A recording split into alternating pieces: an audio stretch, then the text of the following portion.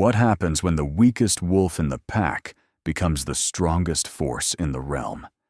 For Alara Ashwood, life had been a cruel lottery from the moment she was born. An Omega in the Silvercrest pack, the lowest rank, the servant class, the ones who scrubbed floors while alphas made war and betas kept the peace. She'd learned early to keep her head down, her voice quiet, and her dreams smaller than the cramped servants' quarters she called home. But when Damon Blackthorn, the future alpha, her fated mate, the one the moon goddess herself had chosen for her, shattered their bond in front of the entire pack and broke her arm for daring to speak his name, everything changed. And what happens next? No one was prepared for. The Silvercrest territory sprawled across the northern mountains like a kingdom of shadow and snow. Ancient pines reached toward perpetual gray skies, and the pack house, a sprawling manor of dark timber and stone, stood at its heart like a throne. Within those walls, hierarchy was everything. Alphas commanded, betas managed, omegas served. Alara had served since she could walk. At 22, she'd spent her entire existence invisible. She cleaned the great halls where pack meetings thundered with dominance displays. She prepared feasts for ceremonies she'd never attend as a guest. She washed the training grounds where warriors honed their skills, where blood and sweat mixed with mountain rain. Her hands were perpetually raw, her clothes perpetually worn, her scent lavender and morning dew with something wild underneath, like untamed wildflowers, perpetually masked by lye soap and exhaustion. But 3 months ago, everything had shifted, architected narrative framework for romantic fantasy story. As I'm building the story, need to establish the fated mate bond discovery, Damon's character, the upcoming ceremony, build to the rejection scene. Keep the narration cinematic and flowing. Let me continue with establishing the mate bond discovery and Damon's character. The mate bond had snapped into place on a winter morning while she'd been scrubbing the Alpha's office. Damon Blackthorn had walked in, all 6'3" of carved muscle and raw dominance, his scent of forest, embers, and ozone filling the room like a storm rolling in, and their eyes had met. The world had stopped. Time had crystallized into a single, shattering moment of recognition. The bond had bloomed between them. A golden thread of destiny that burned through her chest and wrapped around her heart. Fated mates, chosen by the moon goddess herself. Unbreakable. Sacred. Damon had gone pale, then red.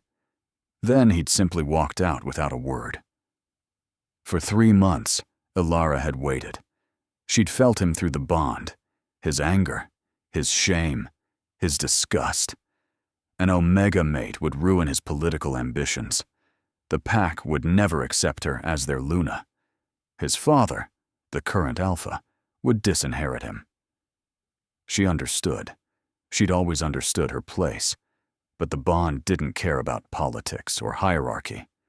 It pulled at her constantly, a sweet agony that left her gasping in the middle of chores, her wolf whimpering inside her chest. Her wolf. She'd never shifted. Some Omegas couldn't. They're wolves too weak to emerge, trapped forever in human form. Alara had accepted that about herself, too. Just another way she'd failed before she'd even begun. The harvest moon ceremony arrived with the first heavy snow. The entire pack gathered in the Great Hall, 200 wolves dressed in ceremonial furs and silk, their collective power making the air crackle with dominance. Alara served drinks from the edges of the room, careful not to make eye contact, her simple gray dress marking her as clearly as any brand. Damon stood on the raised platform beside his father, Alpha Marcus Blackthorn. At 25, Damon was everything an Alpha should be. Strong, cunning, ambitious. His dark hair was pulled back, revealing a face of sharp angles and harder eyes. Beside him stood Celeste Ravencroft, a beta female of impeccable bloodline, her cinnamon and iron scent mixing with barely concealed smugness. She'd been courting Damon for years, and tonight everyone whispered he would choose her officially. The scent of anticipation hung in the air, thick and electric. Tonight, Alpha Marcus's voice boomed across the hall. My son will declare his chosen mate and take his first step toward leading this pack. The crowd erupted in howls of approval. Ilara's hands shook as she poured wine, the golden thread in her chest pulling taut. He wouldn't. He couldn't. The bond was sacred. Even Alphas didn't defy the moon goddess. Damon stepped forward. His eyes swept the crowd and landed on her for half a heartbeat. She felt his conflict through the bond, a flash of longing mixed with iron resolve. Then he looked away. I call forward Celeste Ravencroft, he announced. The female Alpha-to-be glided forward, her beautiful face radiant with triumph. The crowd roared approval. This was expected. This was right. An alpha and a beta of strong bloodlines, creating the next generation of pack leadership. But then Damon's gaze found Ilara again, and this time, it didn't look away. But first, his voice cut through the celebration like a blade. I must address a complication. The hall fell silent. 200 wolves turned to follow his stare. To the Omega girl in the corner, frozen with a pitcher of wine in her trembling hands. Ilara Ashwood, Damon said her name like a curse. Step forward. She couldn't move. Her wolf stirred within, whimpering in confusion and fear. Around her, pack members shifted, their scents sharpening with curiosity and predatory interest. I said step forward, Omega. Steel in every word. Her feet carried her without permission. The crowd parted like water around disease. She climbed the platform steps, each one an eternity. Damon's scent washed over her, forest and embers, and the sharp tang of ozone before a storm. The bond screamed between them, desperate and alive. The moon goddess, Damon announced to the assembled pack, in her questionable wisdom, marked this Omega as my fated mate. Gasps rippled through the crowd, then laughter, then growls of outrage. An Omega Luna? Someone shouted. Disgraceful. The bloodline would be ruined. Celeste's scent spiked with fury and triumph mixed together. She'd already won, and she knew it. Alpha Marcus rose from his seat, his face carved from stone. Is this true? Ilara found her voice, small and breaking. The bond. It's real. I didn't ask for this. I didn't. Silence, Damon snapped. Then, softer, almost gentle. He reached for her hand. Hope flared in her chest. Maybe he would choose the bond. Maybe. His fingers closed around her wrist and twisted. The snap echoed across the silent hall. Pain exploded through her arm, white-hot and blinding. She cried out, dropping to her knees. Through the haze of agony, she felt the bond convulsing, the golden thread beginning to fray. I, Damon Blackthorne, future alpha of the Silvercrest Pack, his voice rang with ceremonial power. Reject you, Ilara Ashwood, as my mate. I sever our bond. I cast you out. You are nothing to me. You are nothing to this pack. The bond didn't just break. It shattered. It exploded inside her chest like a star-going supernova, ripping through every nerve, every cell, every piece of her soul that had dared to hope. She screamed, a sound of pure animal agony that made even the hardest warriors flinch. Her wolf howled inside, a death cry that rattled her bones. Physical pain from her broken arm was nothing compared to this. This was dying while still breathing. This was being unmade. Remove her, Damon ordered, already turning away, already reaching for Celeste's hand. Get her out of my sight. Pack warriors, Betas, with cold eyes and colder hands, grabbed her by her good arm and her hair. They dragged her through the crowd. Faces blurred past. Some showed pity. Most showed satisfaction. The natural order restored. And Omega, who'd dared to dream of being Luna, properly put in her place. They threw her down the packhouse steps. She landed hard, her broken arm screaming, her chest a gaping wound that wouldn't stop bleeding, even though there was no blood. Above her, the celebration resumed. Inside, she could hear Damon declaring Celeste as his chosen mate. Howls of approval shook the windows. Alara pushed herself up with her good arm. Snow fell heavy now, already covering the ground in white that would soon turn to red if she didn't move. She stumbled toward the servants' quarters, toward her parents' small home at the edge of pack territory. Her father met her at the door. Thomas Ashwood had once been a warrior, before an injury in battle had demoted him to Omega status. Her mother, Iris, appeared behind him, her face pale. "Please," Alara gasped, cradling her broken arm. "You need to leave," Thomas said. His scent, usually warm cedar, had gone cold and distant. "What?" "Father." You brought shame on this family, on yourself, thinking you could be Luna." Iris's voice trembled, but her eyes were hard. "The Alpha has decreed you're banished from pack territory. We won't harbor a reject." "I'm your daughter," Alara whispered. "You were our daughter," Thomas corrected. "Now, you're nothing. A rogue wolf with no pack, no protection, no future. If you're found on Silvercrest land by dawn, you'll be executed." They closed the door. She heard the lock click. Alara stood in the falling snow, her arm throbbing, her chest hollowed out. Her wolf silent for the first time in her life. Silent or dead, she couldn't tell which. Around her, Silvercrest territory stretched for miles in every direction. Beyond it lay the wild lands, unregulated territory, where rogue wolves hunted, where winters killed, where lone females didn't last a week. She had 3 hours until dawn. She started walking. The storm hit an hour into her journey. What had been heavy snow became a blizzard, wind that screamed through the pines, visibility cut to nothing, cold that sank teeth into exposed skin and didn't let go. Alara wrapped her good arm around herself and pushed forward. She had no destination. Just away. Away from the pack that had cast her out. Away from the mate who'd broken her in every possible way. Away from everything she'd known. Her broken arm had gone numb. That was either very bad or a small mercy. She couldn't tell anymore. Time lost meaning in the whiteout. She walked and walked, fell, got up, walked more. Her simple dress was soaked through. Ice had formed in her hair. Every breath burned her lungs.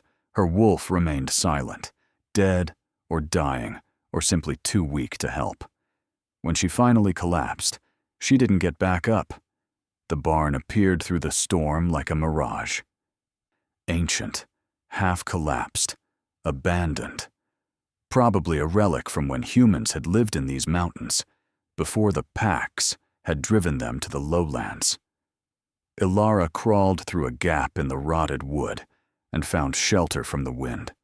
Not warmth, just slightly less cold. She curled on her side in molded hay, cradling her broken arm, her whole body shaking. Above her, through holes in the roof, she could see nothing but white. The storm howled like all the rejected wolves in history, singing their death songs. "This is it," she whispered to the darkness. At least the pain in her chest was fading. The destroyed mate bond was finally going numb. Soon everything would be numb. Then, nothing. Her eyes drifted closed. She didn't expect to wake up. But consciousness returned slowly, dragging her up through layers of cold darkness. She was aware of warmth first, actual warmth, like living furnaces pressed against her back, her front, her legs. Then breathing that wasn't hers, deep, steady, powerful. Then scent. Aged oak, winter snow, pine. And underneath it all, the sharp, clean scent of a storm just before it breaks. Ilara's eyes snapped open. Wolves surrounded her. Massive wolves with fur in shades of silver, black and gray. They'd formed a circle around her, their bodies pressed close, sharing their warmth. She counted them. 1, 2, 3, 4, 5, 6, 7, 8, 9, 10. 10 enormous wolves, each one larger than any alpha she'd ever seen, their eyes glowing faintly in the dim light. Her breath caught. She should be terrified. She should run. But their scents held no aggression, no dominance displays, just protection. They'd kept her alive through the night. The largest wolf, silver fur with black markings like war paint across his face, eyes the color of ancient amber, lifted his head. Their gazes locked, and she felt it. Not a mate bond, something older, something that made the broken bond seem like a pale imitation. Recognition. The wolf shifted. The transformation was like watching water flow upward. Bones restructuring without the usual brutal snapping. Fur receding. Form rising. In moments, a man stood before her. He had to be 6'5", built like a warrior from old legends, with silver-shot black hair and a face marked by scars that spoke of survival. He wore simple dark clothes that hadn't been there a moment before, pack magic materializing with the shift. His scent of oak, snow, pine, and storm washed over her, and something in her chest, something she'd thought died with the broken bond, stirred. Ilara Ashwood, his voice was deep, resonant, carrying the weight of decades. "We've been waiting for you." She struggled to sit up, wincing as her broken arm protested. "Who are you?" "My name is Cale Stormborn. I am—" He paused, choosing his words carefully. "The captain of the Shadow Guard. And you are the one foretold." "Foretold?" The word came out cracked. "I'm nothing. An Omega who couldn't even shift. A rejected mate. You are everything you were never allowed to be." Cale knelt in front of her, and despite his size, despite the power that radiated from him like heat from a forge, his movements held infinite gentleness. "We need to set your arm. Then we need to talk. And then, Ilara Ashwood, we need to break the chains that have bound you since birth." The other 9 wolves shifted around them. Each transformation was as fluid as Cale's, revealing warriors of impossible size and strength. Men and women in their prime, scarred and deadly, their eyes holding the weight of centuries.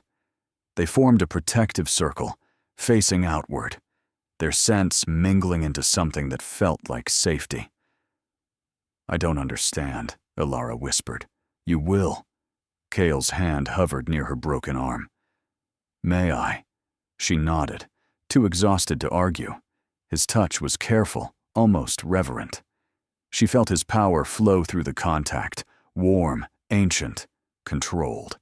Her arm tingled, the bones shifting back into alignment with a sensation more strange than painful. Tissue knitting, inflammation receding. "You're a healer," she gasped, "among other things. But this is just a taste of what you'll be able to do once we unlock what was stolen from you." He finished the healing and sat back. "You're not an Omega, Ilara. You never were." "That's impossible. I was tested at birth. The pack physician lied on your parents' orders." A female voice, sharp and clear. One of the other guards stepped forward, a woman with stark white hair and eyes like chips of blue ice. Her scent carried notes of winter berries and steel. "I am Lyra Frostborn, 2nd of the Shadow Guard, and I was there the night you were born. I saw what your parents did." Time stopped. "What did they do?" "They bound your wolf," Cale said quietly. with blood magic and fear. They saw your potential, saw what you would become, and they were terrified. So they hid you, made you small, made you weak, made you Omega. The words should have been absurd, but they landed with the weight of truth, each one clicking into place like pieces of a puzzle she'd never known she was solving. The way her parents had always kept her at arm's length, the way they'd discouraged any dreams beyond servitude, the way they'd been so quick to cast her out. Why? The question came out broken. Because, a new voice rumbled, a massive man with skin like burnished copper and eyes like molten gold, his scent rich with smoke and honey. They thought hiding you would keep you safe. I am Drake Emberheart, and I've seen what happens when powerful females emerge too soon. They're destroyed by those who fear them. Your parents thought, if you never knew what you were, you'd never become a target. But then the mate bond triggered, Lyra continued, her voice gentler now. With Damon Blackthorn, a forced recognition that couldn't be suppressed. Your wolf began to wake despite the binding, and that rejection was the key, Cale finished. The mate bond breaking created a spiritual earthquake inside you. It shattered the binding your parents placed. Your wolf is waking up. Your power is awakening. Everything you were meant to be is rising to the surface. Alara's head spun. I don't feel powerful. I feel destroyed. You feel like you're dying because you're being reborn. Cale's amber eyes held hers, and for the first time since the rejection, she didn't look away. And we are here to make sure you survive it. That's our purpose. That's why we've waited all these years. Waited for what? Who are you people? A man with olive skin and emerald eyes stepped forward, his scent carrying sage and summer rain. I am Finn Silverwood, master of strategy, and we are the Shadow Guard, 10 warriors sworn by the moon goddess herself to protect and serve the matriarch when she finally rises. Matriarch, Ilara shook her head. I don't know what that means. It means, Cashel said, standing and offering her his hand. You're not broken. You're awakening. And there's an ancient prophecy we need to tell you about. She took his hand. His grip was strong, steady, warm. When he pulled her to her feet, she swayed, but he caught her, his other hand gentle at her back. Around them, the Shadow Guard waited. 10 warriors who claimed they'd been searching for her, who claimed she was destined for something impossible, who looked at her, an Omega Maid with nothing and no one, and saw something worth protecting. Her wolf stirred inside her chest, not dead, sleeping, and beginning to wake. The prophecy, Cale began, his voice taking on the cadence of ritual, of words passed down through generations, was given by the moon goddess herself 1,000 years ago. When the rejected one's blood stains the snow, when false bonds break and true power flows, the matriarch will rise from death's cold door. She who was hidden will hide no more. Born in shadow, bound by fear, her freedom bought by pain severe, she will come when darkness grows, and lead the packs when old power shows. The words hung in the air, each one resonating in Alara's bones. She'd heard that prophecy before, fragments of it, in old children's songs, in stories the elders told by firelight, but never the full version, never directed at her. The matriarch, Lyra explained, is the alpha of alphas, the queen of all wolves, the one who can command even the most dominant alpha to kneel. She appears once every 1,000 years, always when the wolf clans are at their weakest, most divided. She unites them, leads them, protects them. And you think that's me? Ilara almost laughed. Would have, if she had the strength. I'm an Omega who's never shifted. I scrub floors. You're the one whose blood stained the snow last night, Drake interrupted. You're the one whose bond was broken. You're the one we found dying at death's door. Every line of that prophecy is you. A smaller man, lithe and quick, with fox-like features and a scent of mint and moonlight, appeared at Cale's shoulder. I'm Asher Nightshade, Shadow Blade, and I've spent 2 decades tracking that prophecy across every pack in the realm. Every sign pointed here, to Silvercrest, to you. We just had to wait for the binding to break. If my parents bound my power, Alara said slowly, trying to think through exhaustion and shock, then breaking the mate bond would break the binding. But that doesn't make me powerful. It just makes me unbound. Unbound, Cale agreed, and able to access what was always yours. Your wolf, your strength, your gifts. He gestured to the ruins around them. But first, you need to know everything. And for that, we need your parents. My parents cast me out because they were terrified, because they thought they were protecting you, because they made an impossible choice and have been living with the guilt for 22 years. A woman with kind eyes and earth-brown skin stepped forward, her scent carrying lavender and sandalwood. I am Nadia Earthsong, healer of the guard, and I've seen the truth in their hearts. They're not evil, just afraid. They broke me before I was even whole, Alara whispered. They did, Nadia acknowledged, and that pain is valid.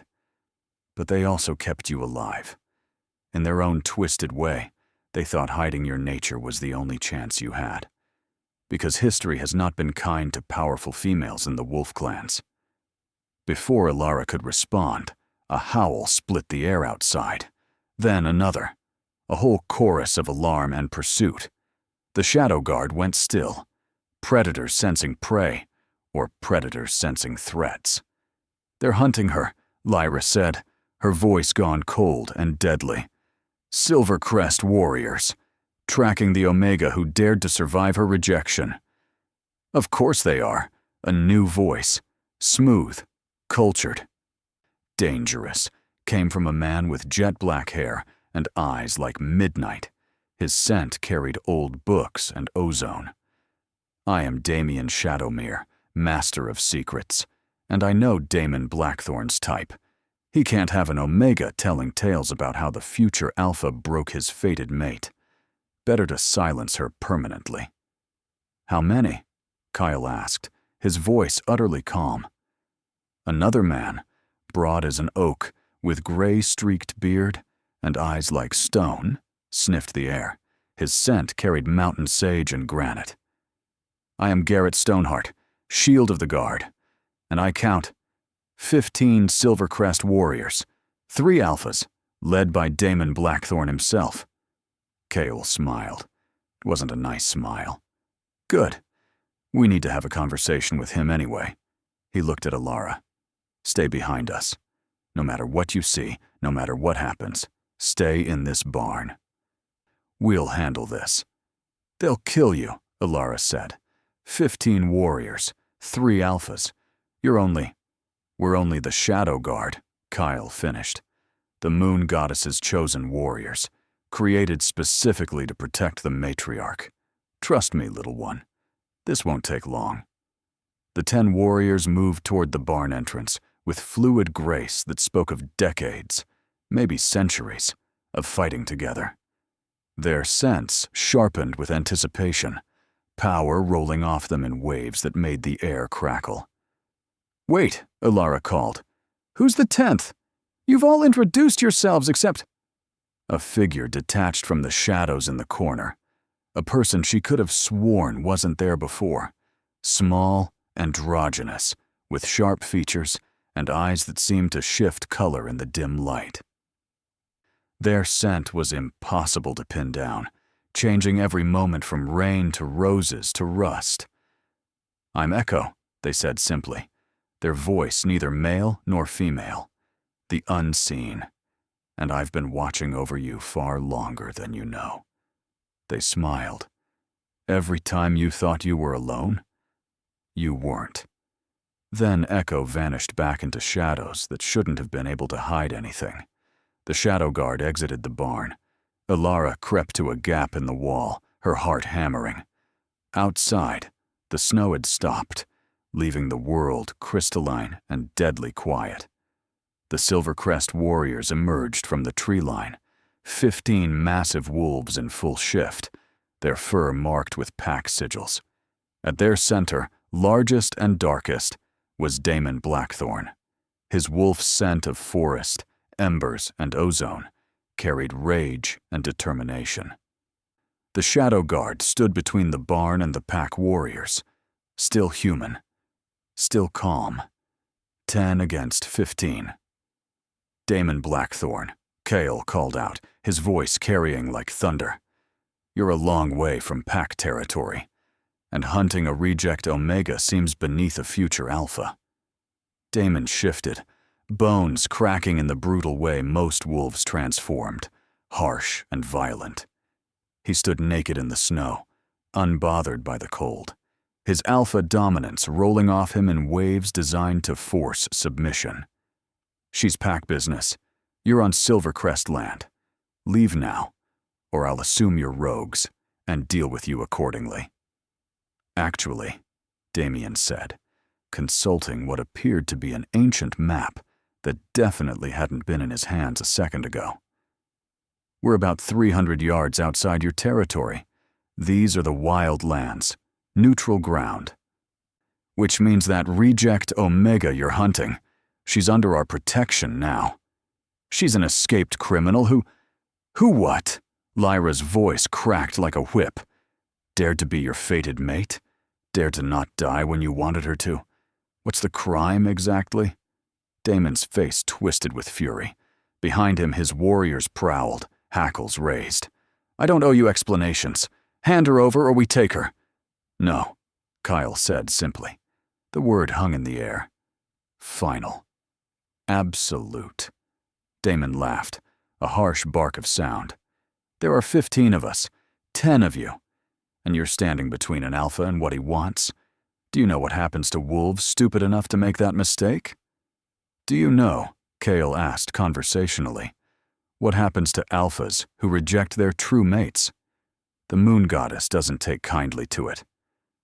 Especially when the mate in question is someone significant. She's nothing. An Omega who is about to become your worst nightmare," Drake said, his voice a low rumble. "But you won't live to see it." "Enough," Damon snarled. He turned to his warriors. "Kill them. Bring me the girl." The Silvercrest wolves attacked as one, a wave of fur and fangs and killing intent. The Shadow Guard didn't move, not until the attackers were almost on them. Then they shifted, but not into normal wolves. What emerged were creatures from legends, from nightmares. Dire wolves, each one twice the size of the largest alpha, their fur seeming to absorb light, their eyes glowing with power that predated the current wolf packs by millennia. Kyle's silver form towered over even Damon's impressive alpha wolf. The others ranged around him. A wall of ancient power and absolute dominance. The Silvercrest warriors froze mid-charge. Whimpers escaped several throats. Pack discipline warred with primal fear, and fear was winning. Kyle's howl split the dawn. It wasn't a challenge. It was a command, and every single Silvercrest wolf, including Damon, dropped to their bellies, heads pressed to the snow, necks exposed in ultimate submission. They couldn't help it. The power in that howl bypassed thought, bypassed will, reached directly into the hindbrain and demanded obedience. The Shadow Guard advanced on the prostrated pack, slowly, deliberately. Each step was measured dominance. When Kyle reached Damon, he shifted back to human form, looking down at the trembling alpha wolf with something like pity. "You made a mistake," Kyle said softly. You didn't just reject your mate. You rejected the matriarch, the one foretold, the queen of all wolves, and now you're going to go back to your pack and tell them exactly what you've done. Damon shifted back, still on his belly, unable to raise his head against the weight of Kale's presence. That's impossible. She's nothing. Just an Omega. She was never an Omega. Lyra's voice, cold and final. She was bound, hidden, protected, until you, in your arrogance and ambition, triggered her awakening. The rejection you meant as a curse became her liberation. Take a message to Silvercrest, Kyle commanded, the weight of absolute authority in every word. The matriarch rises. The Shadow Guard claims these wildlands as her territory. Any pack, Silvercrest included, that wishes peaceful relations will send emissaries. Any pack that seeks conflict will find extinction. Do you understand? Damon could barely speak against the dominance pressing down on him. Yes. Alpha. I'm not an alpha, Kyle corrected. I'm the captain of the Shadow Guard. My alpha is in that barn, waking from the chains you helped break. You should probably thank me for stopping you before you met her. She wouldn't have been as merciful. Kyle released the dominance hold. Damon gasped, able to breathe fully for the first time. Around him, his warriors slowly rose, their terror sense thick in the air. Go, Keitel said, and be grateful we let you live. The Silvercrest pack fled, 15 warriors running like pups, their tails between their legs, their pride shattered. Damon shifted and ran with them, not looking back, the weight of his mistake finally beginning to register. The Shadow Guard watched until they disappeared into the trees. Then Kyle turned back to the barn, to Alara, who had watched everything through the gap in the wall.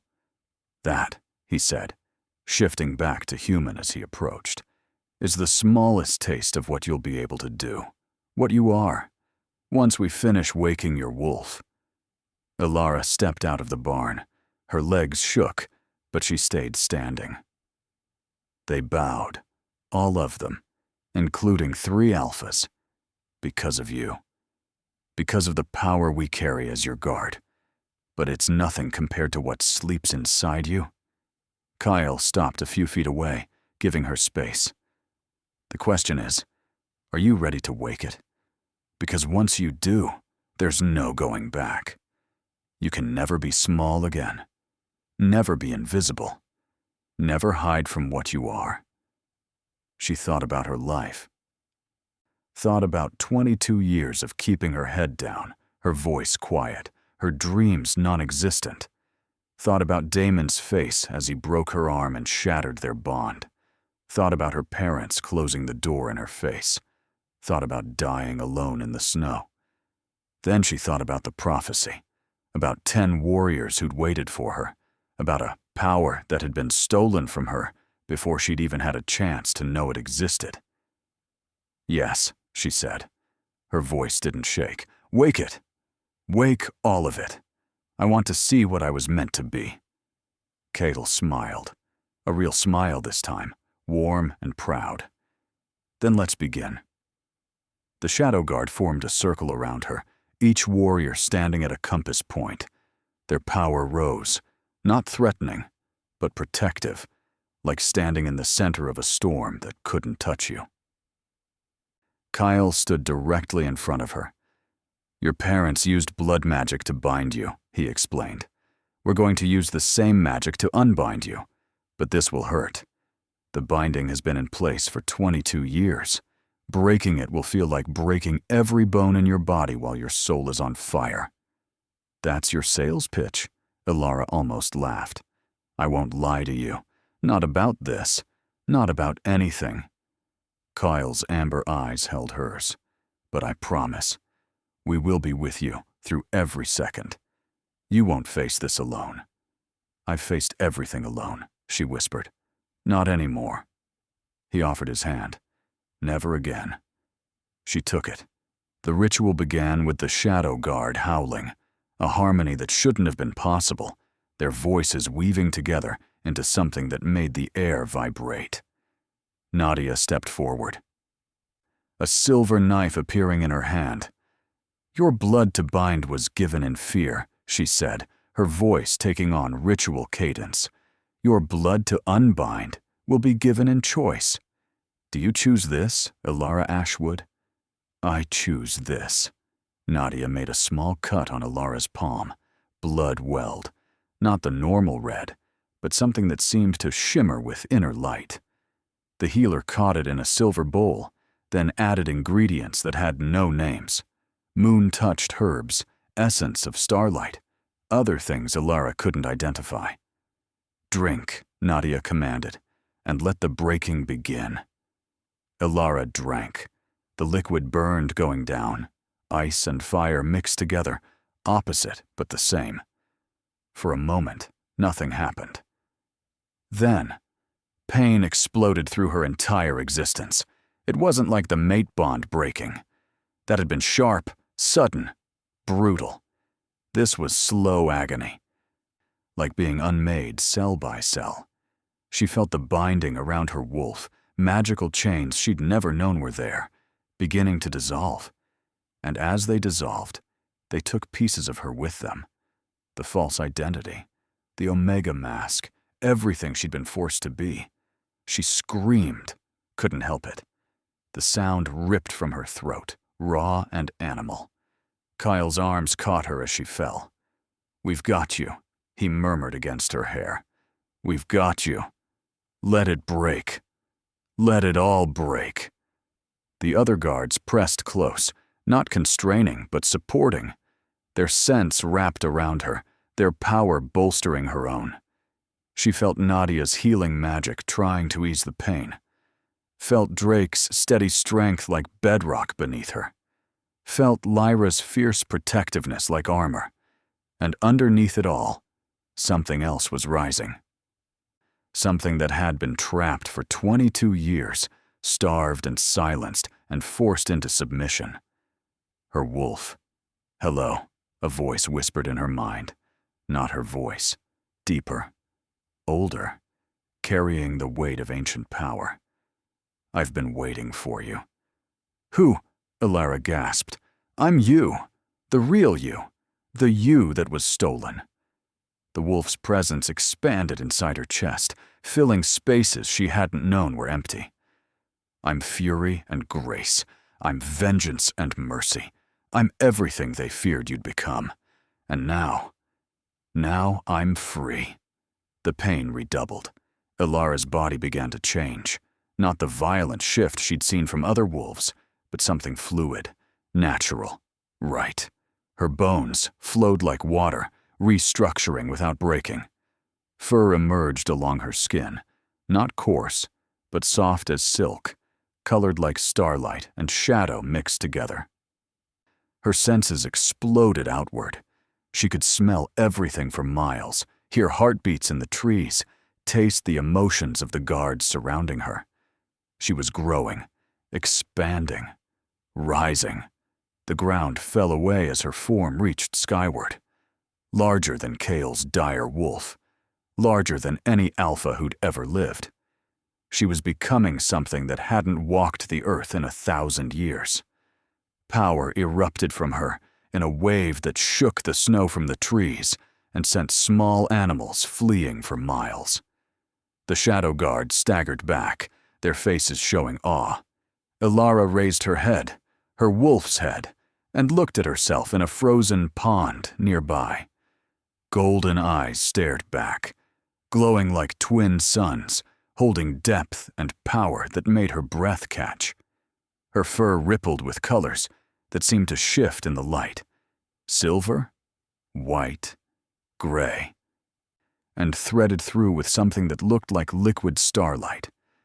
She was beautiful, terrifying, magnificent. She was no longer human, not entirely, but she also wasn't just wolf. She was something in between, something other, something ancient and new at the same time. Her wolf spoke in her mind, purring with satisfaction. This is what we were meant to be. Alara opened her maw and howled. The sound rolled across the mountains like thunder, announcing to every pack for 100 miles that something fundamental had changed, that the old order was shaking, that the matriarch had risen. In Silvercrest territory, every wolf dropped to their knees, even those in human form, driven by instinct older than language. In the barn ruins, the Shadow Guard knelt as well, not in fear, in reverence. "She is the matriarch," Cahill whispered, his voice carrying pride and joy. "She has come." Alara shifted back to human, and this time it was easy, natural, like breathing. She stood naked in the snow, unbothered by the cold, power still crackling along her skin like lightning. Her scent had changed. Lavender and morning dew were still there, but underneath was something new, something wild and free and impossibly strong, like ancient forests and first light and storms that could shake the earth. "I remember," she said, her voice different now, layered with her wolf's presence. "The binding, it didn't just hide my power, it hid my memories, my heritage. I'm not just the matriarch. I'm the last of the Ashwood line," Damien finished, stepping forward with an ancient tome that definitely hadn't been there before. The bloodline that produced 3 matriarchs in the past. Your parents knew what you were, knew what you'd become. The pack physician who declared you Omega was paid to lie. Everything about your life was a carefully constructed fiction. "To protect me," Alara said. Understanding was dawning like a cold sunrise. From those who would kill a matriarch before she could rise, from packs who wouldn't accept female dominance, from everything. "Your parents made an impossible choice," Nadia said gently. "Hide you and watch you suffer, or let you shine and watch you die. They chose your survival over your happiness." "That doesn't make it right," Lyra snapped. "She deserved the truth. She deserved safety," Nadia countered. "Sometimes love means making choices that break your heart." Alara felt the truth of both statements, felt anger at what was done to her, felt understanding for why it was done, felt the complexity of it all settling into her bones alongside her newly awakened power. "We need clothes for her," Kyle said practically, "and a proper shelter, and training. She's awakened, but she doesn't know how to use what she is yet." "There's a den system nearby," Garrett rumbled. "Ancient, built for the first matriarch. It's been maintained for centuries, waiting. I'll show you." The Shadow Guard moved with purpose, each one falling into roles they'd apparently been training for their entire lives.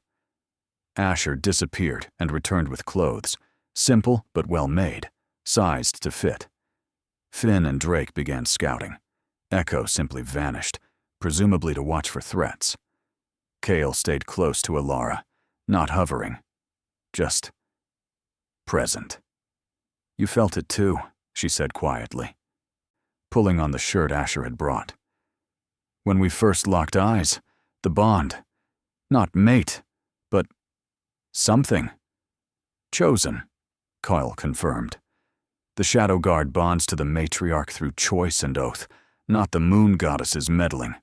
It's deeper than mate bonds in some ways. Clearer. We choose you. You choose us. No destiny forcing the connection. And if I don't choose you," his smile was gentle, "then we still protect you, still serve you, still die for you if needed.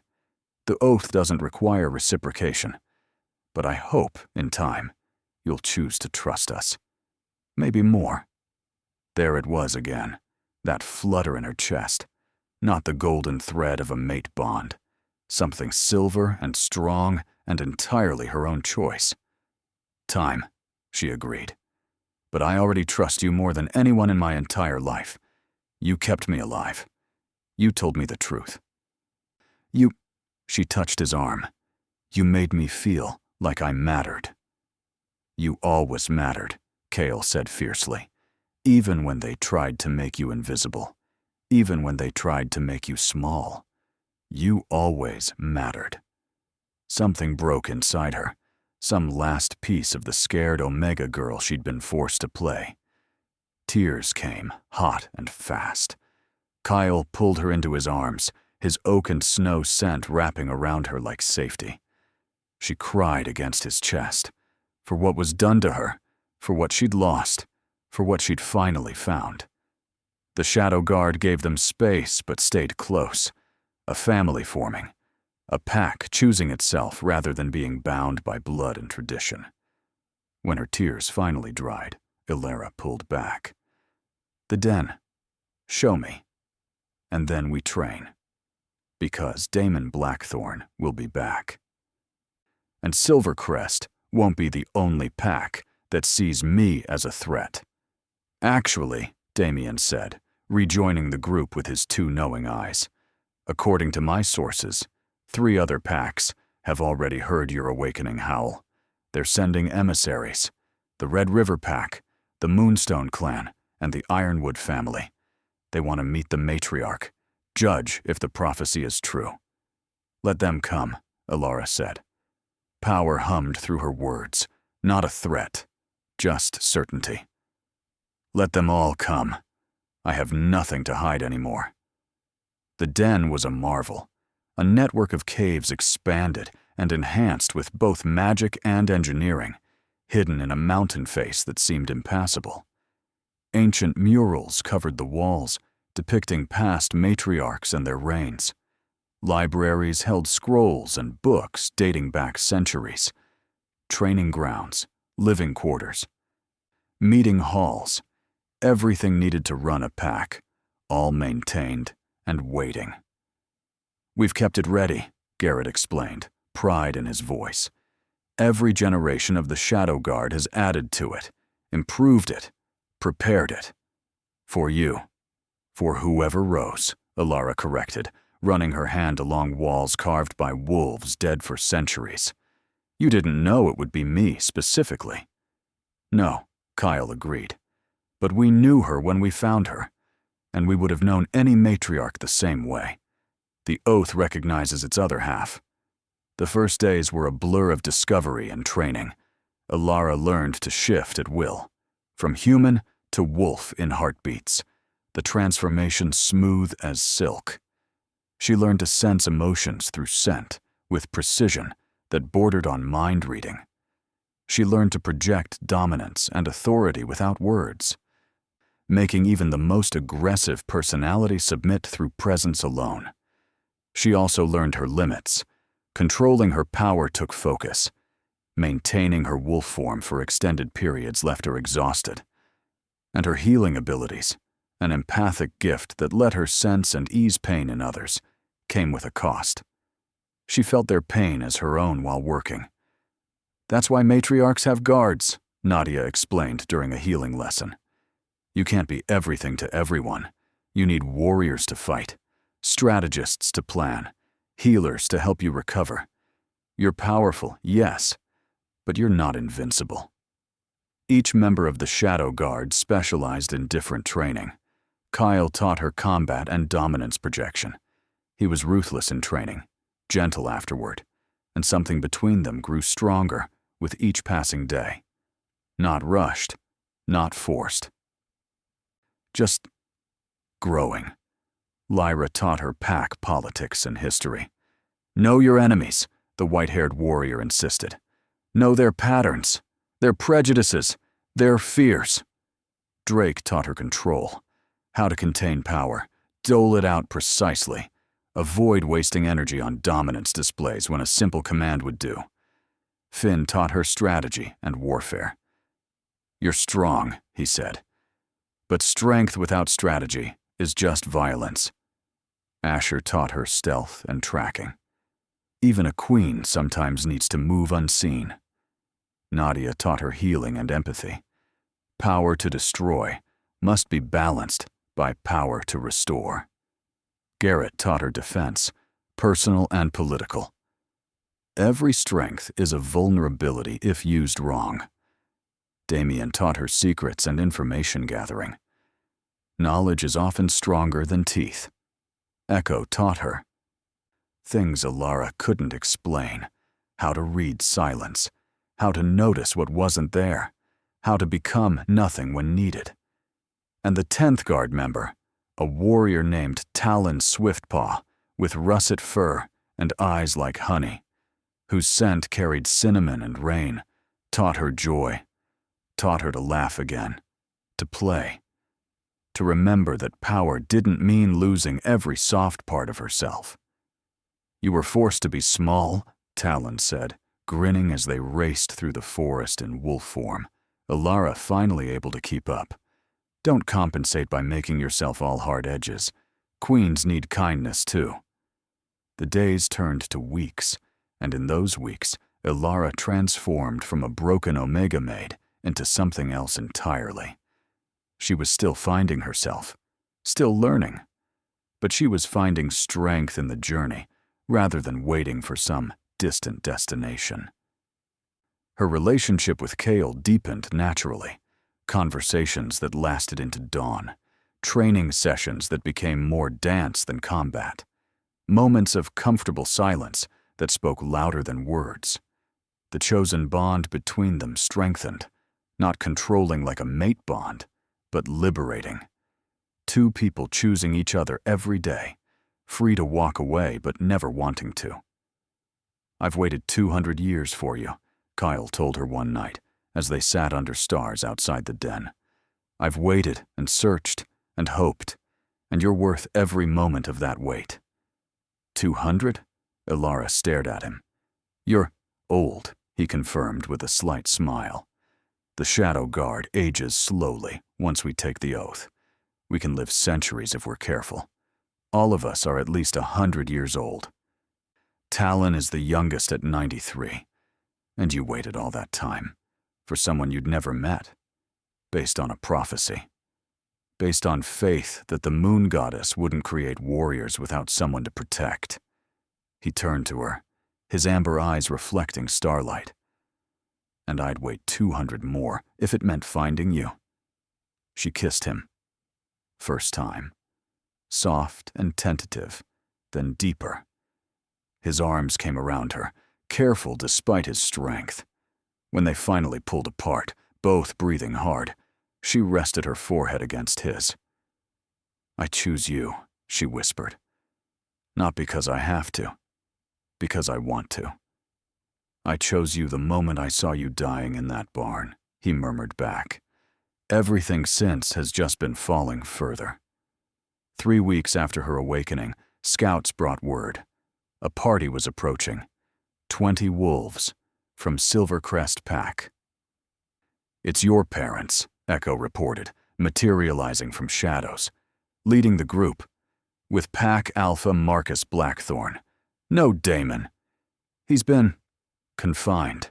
Apparently losing to 10 warriors and fleeing back home didn't endear him to the pack. Ilara's heart clenched. Her parents. She hadn't seen them since they'd closed the door in her face, cast her out to die. Anger and betrayal still burned, but understanding had tempered it. They'd tried to protect her in the only way they'd known. That didn't make it right, but it made it comprehensible. "Let them come," she said. "I'll see them, but they come as guests, not family." They lost that right. The Shadow Guard assembled in the main cave, a massive natural amphitheater with a raised dais where past matriarchs had sat in judgment. Ilara stood there now, wearing simple clothes but radiating power that made the air shimmer. The guard flanked her, an honor guard of legendary warriors who watched every entrance with predatory focus. The Silvercrest wolves were led in. Alpha Marcus walked in human form, a man in his 60s, scarred and hard, but his eyes showed uncertainty for the first time in decades. Behind him came the pack, Beta, and several warriors.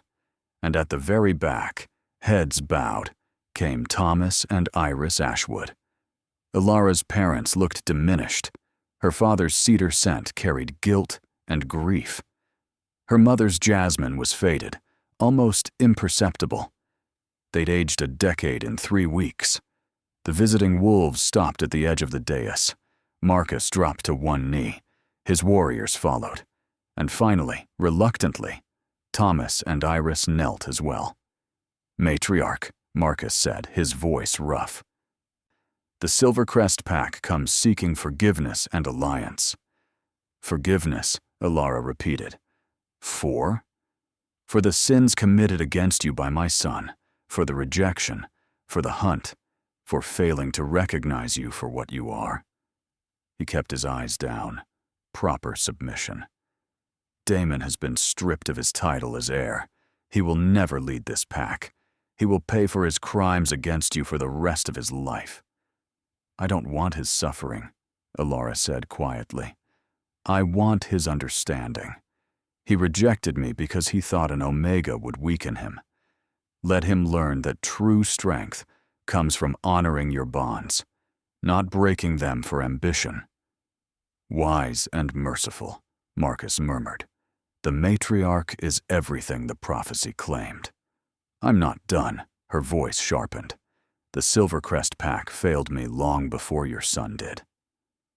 You allowed Omega abuse. You encouraged it through your silence. That ends.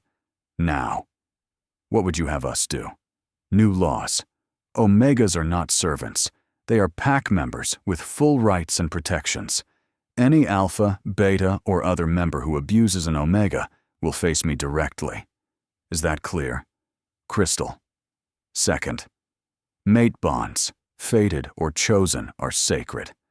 Rejection must have just cause and pack approval. No more public humiliations. No more cruelty disguised as dominance. Agreed. Third, you will spread word to every pack within your sphere. The matriarch has risen. These wildlands are my territory. I offer alliance to any pack that seeks peace and justice. I offer war to any who would continue the old ways of fear and subjugation." The cavern fell silent. Marcus raised his head slightly, daring to meet her eyes. "The packs will fear you." "Good," Alara said simply. "Let them fear what happens when they hurt the weak. Let them fear justice." Marcus smiled, a genuine expression that transformed his hard face. "The matriarch does rise, just as foretold." He bowed deeply. "Silvercrest pack pledges alliance. We are yours to command." "I don't want to command you. I want you to govern yourselves with justice and compassion. Come to me only when you need guidance or protection." She paused. "Now leave. All except Thomas and Iris Ashwood." The Silvercrest wolves departed. Marcus gave her parents one last pitying look before exiting. The shadow guards started to leave as well, but Alara raised a hand. "Stay. I need witnesses." Keul nodded and signaled the others. They remained in formation, silent and watchful. Thomas and Iris stood alone in the center of the vast cave, 2 small figures dwarfed by space and guilt. Neither spoke. Neither looked up. "You bound my power," Alara said. "Before I could even speak. Before I could know what I was. You stole my potential and sold me a lie about being Omega. Explain, and don't tell me it was to protect me. Explain why protection required my suffering." Her father spoke first, his voice cracking. "Because history is littered with dead matriarchs. Because the packs fear female power. Because we'd watched 3 powerful females killed before they could fully awaken. One when she was only 16. We thought if you never knew, if you stayed hidden, you might actually survive to adulthood. And once I reached adulthood, we'd planned to lift the binding on your 25th birthday," Iris whispered. "We had the counter-ritual prepared. We were going to tell you everything and help you escape to neutral territory, where you could awaken safely. But then the mate bond triggered early. We'd never accounted for that. And everything went wrong. You let me be abused for 22 years, Alara said, ice in her voice. You watched me scrub floors. You watched me bow and scrape.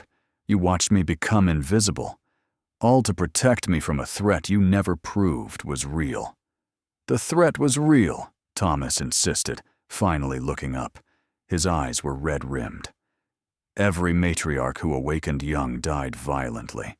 Everyone. We couldn't bear to lose you that way. So we chose a different kind of loss. We chose to make you small, rather than watch you die big. That wasn't your choice to make. No, he agreed. It wasn't. And we will carry that guilt until we die. But we'd do it again. Because you're alive. You survived. You awakened safely. Surrounded by the Shadow Guard. Everything we feared. You avoided it. Was the cost high? Yes. Was it worth paying? Ask me again when you have children, and tell me you wouldn't do terrible things to keep them breathing. Alara felt her anger warring with understanding. They'd hurt her, deeply, fundamentally. But they'd done it from love, twisted and broken though it was. You should have trusted me with the truth, she said finally. You should have let me choose, even if the choice was dangerous. You're right, Iris said, tears streaming down her face. You're absolutely right. We were cowards. We were controlling. We were wrong. Silence stretched. The Shadow Guard waited for Alara's judgment. I can't forgive you yet, she said at last. Maybe someday. But not now. The wounds are too fresh. But I won't punish you either. That would make me cruel like those who hurt me. Instead, I give you a choice. Anything, Thomas said desperately. Return to Silvercrest. Live your lives. Or stay here and help me build something new. A place where Omegas are protected. Where the weak aren't preyed upon. Where parents never have to make the choice you made, because all their children are safe, regardless of their power. Help me create what you thought you were protecting me from never having. Her parents looked at each other. Some wordless communication passed between them. Then they both dropped to their knees. We would be honored to serve the matriarch, Iris said. To spend our remaining years trying to balance the scales. We can't undo what we did, Thomas added.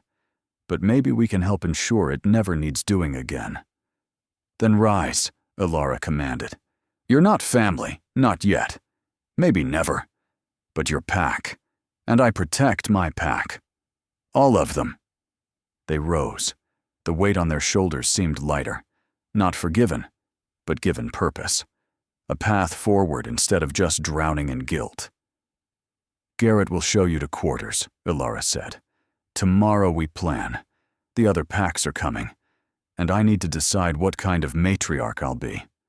Her parents left. The Shadow Guard closed ranks around her. That was well done, Kale said quietly. Justice tempered with mercy. Strength that doesn't require cruelty. You're becoming exactly what the prophecy promised. I don't feel like a prophesied queen, Alara admitted. I feel like a scared girl pretending to know what she's doing. That's called being a leader, Finn chuckled. We're all making it up as we go. You're just doing it better than most. And you have us, Lyra added fiercely. Every step, every decision, every moment. You're not alone, Alara. You'll never be alone again. The chosen bond between her and Kyle hummed with warmth. The connections to the rest of the Shadow Guard, different from Kyle's but no less strong, wrapped around her like armor, made of affection and loyalty. She wasn't the broken Omega who died in the snow. She wasn't even the girl who'd awakened in the barn. She was becoming something new, something stronger. Something that carried her pain as wisdom rather than weakness. 6 weeks after her awakening, the scout reports became urgent. A war party was approaching. Not from Silvercrest, from the Blood Moon Pack, notorious for their brutality, their rejection of any authority beyond their alphas, their contempt for anything they perceived as weakness. "They're not coming for alliance," Damien reported, his face grave. "They're coming to challenge you, to prove the matriarch is just a story, to kill you and claim your territory." "How many?" Alara asked calmly. 40 warriors, 3 alphas, led by Alpha Constantine Bloodmoon himself, the most brutal pack leader in the Northern Territories. 40 against 11, Drake mused. "I've faced worse odds." 40 against 12, Alara corrected. "I fight this time." "Matriarch," Kael started. "I fight," she repeated, her voice carrying absolute authority. "I'm not a figurehead. I'm not a symbol. I'm the matriarch, and it's time the packs learned what that means." The Shadow Guard exchanged glances. Then, as one, they knelt. "We serve at your command," Kael said. "Show them your power." The Blood Moon pack arrived with the setting sun, 40 massive wolves in full battle formation, their fur marked with blood-red sigils that matched their pack's name. At their center prowled Alpha Constantine, a beast of legend, larger than most dire wolves, his coat black as midnight with red markings that looked like old bloodstains. The Shadow Guard met them at the territory border, human-formed and relaxed. Alara stood at their center, wearing simple leather armor that Nadia had made, her hair braided for battle, her golden eyes calm.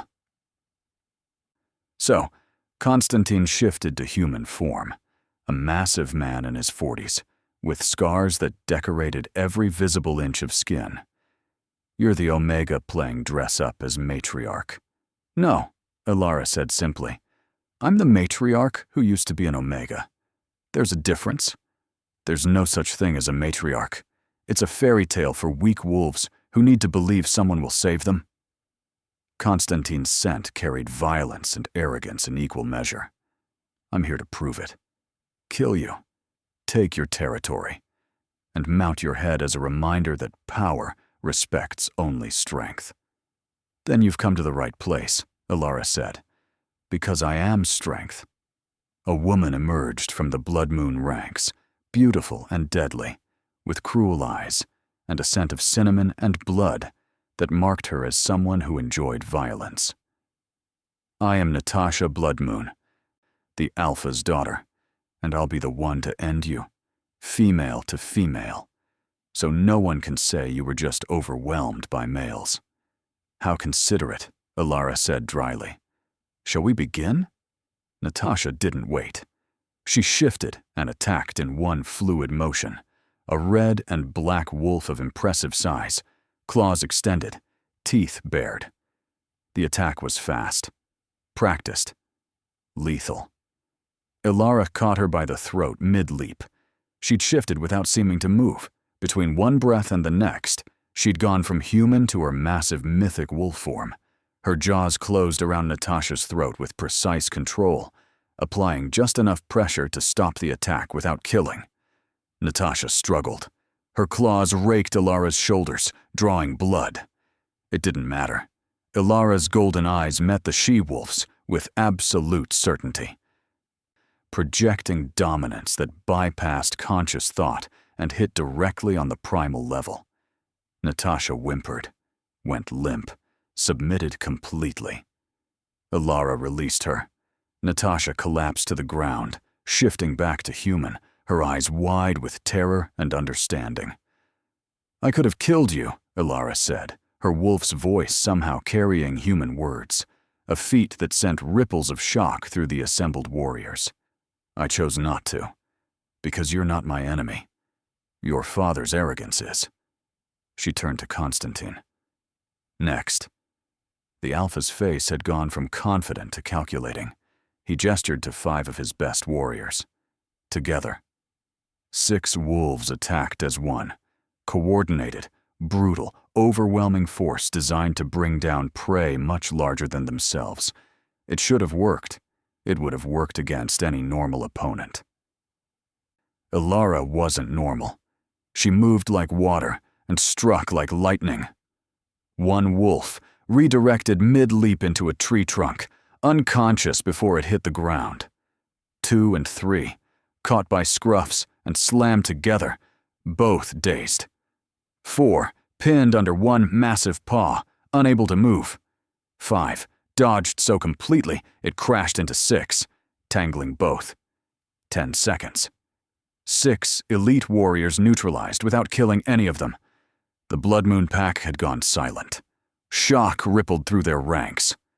"Your father teaches you that power means destroying everything weaker," Ilara said, still in wolf form, her voice echoing strangely. "But true power is choosing not to destroy.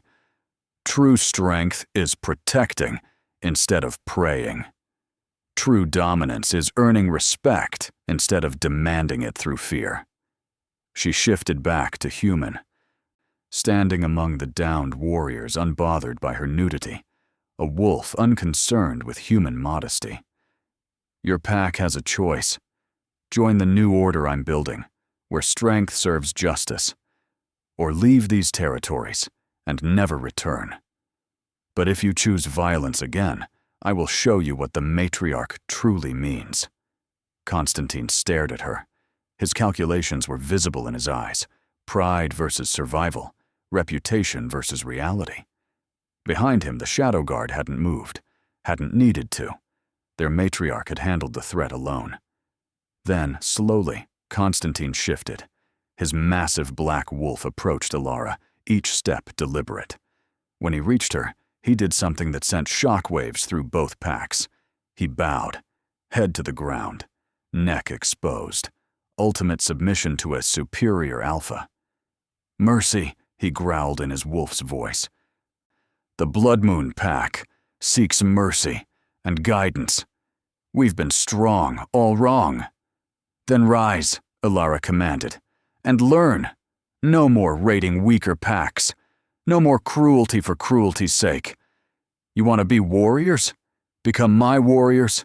Protect the territories instead of terrorizing them. Earn your reputation through justice instead of fear." Constantine shifted back, standing with difficulty against the weight of her presence.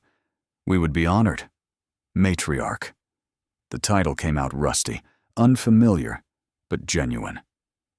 "Natasha will stay here," Ilara decided. "She'll train with the Shadow Guard, learn a different kind of strength. When she's ready, she'll return to you and teach what she's learned. And the rest of us? Return home. Spread word. The matriarch rises. A new order begins. Any pack seeking alliance will find it. Any seeking conquest will find me." The Blood Moon Pack departed, 40 warriors who'd come to kill, leaving as allies. Natasha stayed behind, her face showing a mix of terror and awe as the Shadow Guard welcomed her into training. "You let them live," Kyle said, moving to Ilara's side. "Even after they came to kill you. Showed them mercy even when they deserved justice."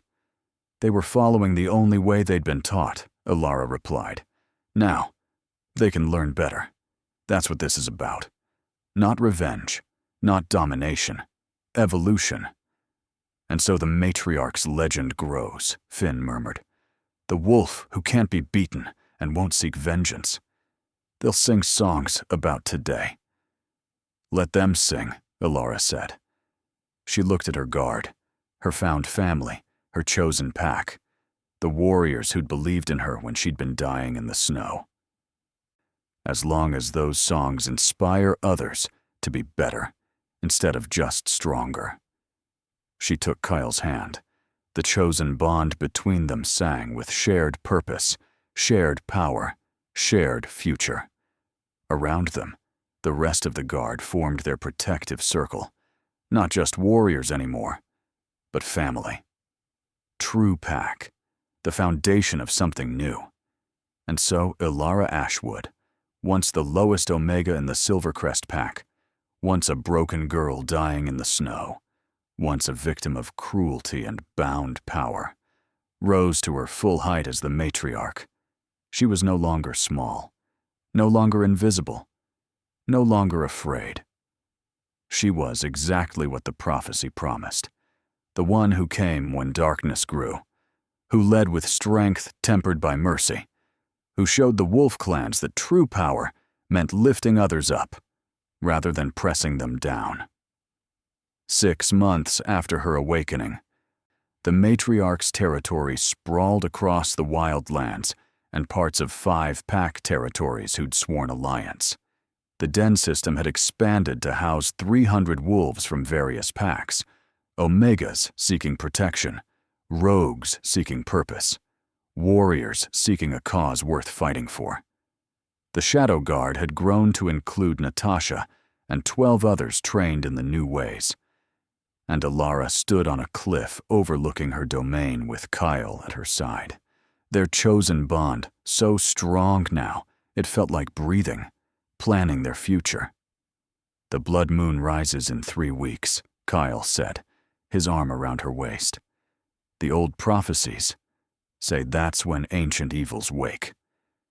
"Then we'll face them," Alara replied. "Together, like we face everything now." He kissed her temple. "I love you. Not because a goddess said I should. Not because fate forced it. Because I choose you. Every day. Every moment. I love you too," she murmured. "My captain. My chosen mate. My partner in building something better." Below them, the pack gathered for evening meal. Former enemies sharing food. Former rivals teaching each other. Former victims standing strong. A new order. A better way. The matriarch's legacy already taking root. "What happens when the lowest becomes the highest?" Alara whispered into the wind. "She remembers what the bottom felt like, and she makes sure no one has to suffer there alone ever again." And so Alara's journey from broken Omega to risen matriarch shows us that true strength isn't about dominance. It's about lifting others while you rise. It's about turning pain into purpose, suffering into wisdom, rejection into freedom. She learned that power without compassion is just cruelty with a crown, and that the strongest leaders are those who remember what it felt like to be weak. What would you do with newfound power? Would you seek revenge or create justice? Would you crush your enemies or offer them redemption? Share your thoughts in the comments below. And if this story resonated with you, please like this video and share it with someone who needs to hear that their lowest moment might just be the beginning of their greatest chapter. Don't forget to subscribe and hit that notification bell so you never miss the next chapter in Alara's journey. Because there's more coming. Ancient evils awakening under the blood moon, old enemies seeking revenge, and new allies bringing challenges of their own. The matriarch has risen, but her greatest trials still lie ahead. Thank you for listening to Alara's story, her transformation from victim to victor, from powerless to powerful, from invisible to unforgettable.